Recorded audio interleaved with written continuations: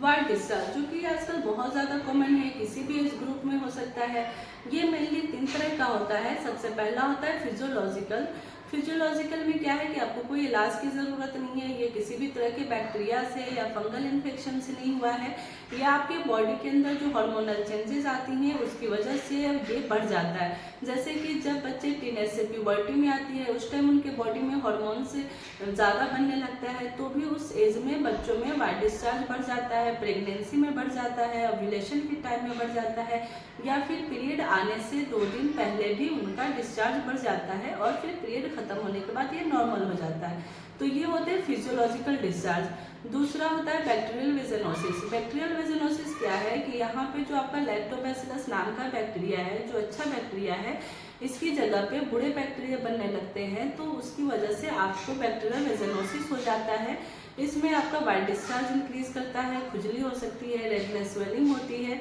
तो आपको डॉक्टर्स कुछ मेडिसिन देती है जो कि 1 वीक में आपको रिलीफ मिल जाता है। तीसरा होता है इन्फेक्शन। इन्फेक्शन में सेक्सुअल ट्रांसमिटेड डिजीज होता है, या फिर वल्वा का इन्फेक्शन हो सकता है, वजाइना का इन्फेक्शन हो सकता है, या फिर यूरिन इन्फेक्शन की वजह से भी आपका डिस्चार्ज इंक्रीज कर जाता है। इसमें डॉक्टर्स आपको एंटीबायोटिक देती है, कुछ पेसरी देती है जो कि नाइट में वजाइना में डालने के लिए होता है, वो अपने आप घुल जाता है। दूसरा वी वॉश यूज करने के लिए बोलते हैं, हाइजीन मेंटेन करने के लिए बोलती है, एंटीफंगल मेडिसिन देती है, खुजली रैशेस के लिए ऑइंटमेंट देती हैं, जिससे आपको रिलीफ मिल जाता है। अगर आपका डिस्चार्ज 1 वीक से ज़्यादा आता है या बार बार आता है, रिकरेंट होता है, तो फिर हम उसमें लैक्टोबैसिलस नाम का जो कैप्सूल आता है, प्रोबायोटिक होती है, वो भी हम देते हैं ताकि वो आपके बॉडी के अंदर अच्छा बैक्टीरिया को डेवलप करे। इससे भी आपका जो वेजाइनल डिस्चार्ज है वो भी ठीक होता है। 1 वीक से ज़्यादा होने पे हम लोग पैपिस्मियर करवाते हैं। 1 वीक से ज़्यादा या रिकरेंट होता है तो हम उनमें पैपिस्मियर करवा लेते हैं। पैपिस्मियर करवाने से पता चल जाता है कि किस तरह का इन्फेक्शन है और कोई इसके अंदर घबराने वाली कोई बात तो नहीं है, तो पैपिस्मियर करवा लेते हैं। अब पैपिस्मियर के साथ HPV DNA नाम का भी एक टेस्ट है जो कि ये कंफर्म करता है कि आपके बॉडी के अंदर कोई कैंसरस चेंजेस तो नहीं आ रहे वाइट डिस्चार्ज की वजह से। तो ये टेस्ट भी आप करवा सकते हैं, जिससे आपको सेटिस्फैक्शन आ जाता है कि जो डिस्चार्ज है वो बैक्टीरियल है, इन्फेक्शियस है, या फिर कोई अदर तरीके का इन्फेक्शन है, या फिर कोई चेंजेस आ रही है हमारी बॉडी में। तो आप पैपिस्मियर HPV DNA भी करवा सकती हैं। इसके अलावा आप इसको नेचुरल तरीके से भी ठीक कर सकती हैं। नेचुरल तरीका जैसे कि आप दही ज़्यादा से ज़्यादा खाएं। दही खाने से आपके बॉडी के अंदर लैक्टोबैसिलस डेवलप करता है जो उसको नेचुरली ठीक कर सकता है।